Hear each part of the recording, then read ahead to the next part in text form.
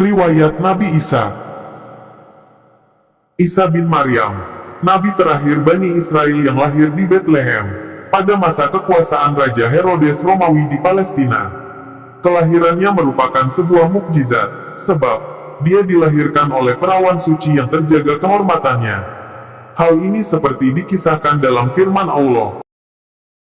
Ceritakanlah, Muhammad, kisah Maryam di dalam Al-Quran, yaitu ketika ia menjauhkan diri dari keluarganya ke suatu tempat di sebelah timur, Baitul Maqdis.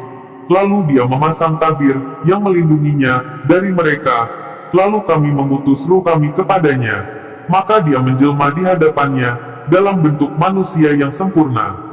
Maryam berkata, "Sungguh, aku berlindung darimu kepada Rabb yang Maha Pengasih jika engkau seorang yang bertakwa." Dia, Jibril, berkata, "Sesungguhnya aku hanyalah seorang utusan Rabb-mu, untuk menyampaikan anugerah seorang anak laki-laki yang suci kepadamu." Maryam berkata, "Bagaimana mungkin aku mempunyai seorang anak laki-laki, padahal tidak pernah ada orang laki-laki yang menyentuhku, dan aku bukan seorang pezina." Jibril berkata, "Demikianlah, Rabb-mu berfirman, hal itu mudah bagiku, dan agar kami menjadikannya suatu tanda bagi manusia, dan sebagai rahmat dari kami, dan hal itu adalah suatu urusan yang sudah diputuskan." Quran Surat Maryam, ayat 16-21. Setelah lahir beberapa hari, Nabi Isa dapat berbicara untuk membebaskan ibunya dari fitnah. Peristiwa tersebut merupakan mukjizat pertamanya. Setelah berusia 30 tahun, dia menemui Nabi Yahya bin Zakaria untuk dibaptis. Baptis merupakan suatu istilah dalam agama Nasrani yang berarti memandikan seseorang dengan mandi taubat. Setelah itu, malaikat Jibril turun, dan inilah tanda awal kenabiannya. Nabi Isa kemudian pergi ke padang pasir, dan berpuasa selama 40 hari di sana, tanpa makan dan minum. Allah lalu menurunkan kitab Injil kepadanya. Sejak saat itu, risalah Nabi Isa berlaku kepada kaum Yahudi yang telah menyeleweng dari syariat Nabi Musa. Allah berfirman, "Orang-orang kafir dari Bani Israel telah dilaknat melalui lisan, ucapan Daud dan Isa putra Maryam.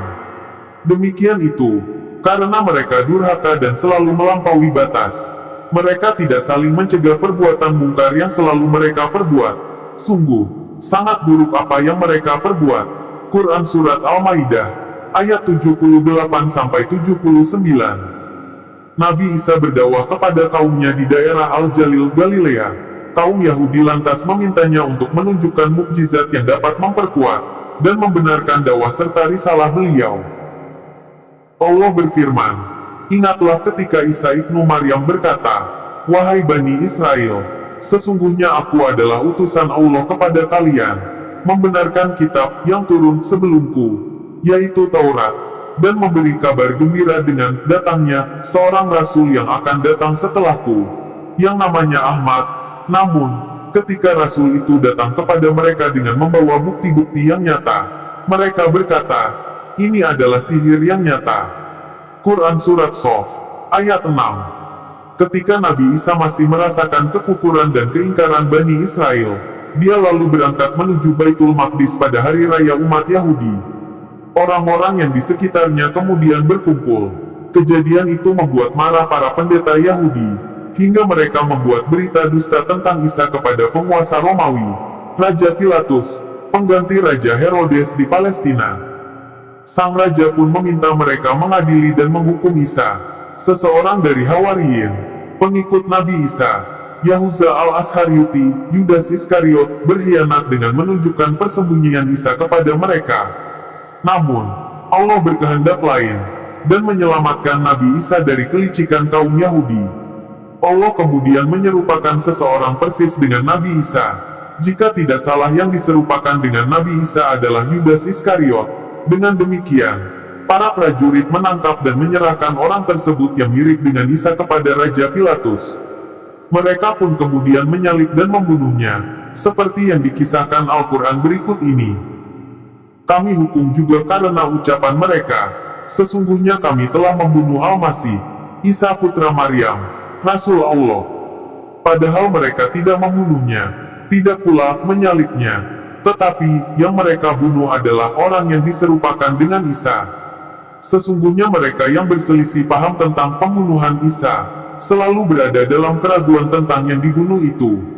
Mereka benar-benar tidak tahu siapa sebenarnya yang dibunuh itu, kecuali mengikuti perkiraan belaka. Jadi, mereka tidak yakin telah membunuh Isa, tetapi yang sebenarnya Allah telah mengangkat Isa ke hadiratnya. Allah Maha Perkasa dan Maha Bijaksana. Quran Surat An-Nisa, ayat 157-158. Dia adalah Rasul terakhir untuk seluruh Bani Israel. Allah telah mengisahkannya kepada kita di antara kumpulan cerita para Rasul. Ibunda Maryam bernama Hana binti Kakut bin Kubail, seorang hamba yang patuh. Sementara itu, Zakaria adalah seorang nabi pada saat itu. Dia merupakan suami dari saudari Maryam, Isiba. Ada juga yang berpendapat bahwa Zakaria adalah suami Bibi Maryam. Dikisahkan bahwa ibunda Maryam tidak memiliki keturunan. Lalu dia bernazar kepada Allah jika suatu hari nanti hamil, dia akan menjadikan anaknya sebagai pengabdi di Baitul Maqdis. Lantas, dia pun hamil dan mengandung Maryam. Allah berfirman, maka tatkala istri Imran melahirkan anaknya, dia pun berkata, "Ya Rab, sesungguhnya aku melahirkan seorang anak perempuan." Padahal Allah lebih mengetahui apa yang dilahirkannya itu, dan anak lelaki tidaklah seperti anak perempuan. Dan aku memberinya nama Maryam, dan aku mohon perlindunganmu untuknya dan anak cucunya dari gangguan setan yang terkutuk. Quran Surat Ali Imran, ayat 36. Perempuan berbeda dengan laki-laki dalam melayani masjid. Bersamaan dengan itu, Hana telah menyelamatkan Maryam untuk kepentingan agama. Terlebih, dia adalah putri pemuka mereka hingga mereka saling memperebutkan pengasuhan Maryam. Nabi Zakaria, nabi mereka ingin memelihara Maryam untuk istrinya yang tidak lain adalah Bibi Maryam. Lantas, mereka pun mengadakan undian dan akhirnya undian itu jatuh kepada Zakaria. Hal ini sesuai dengan firman Allah.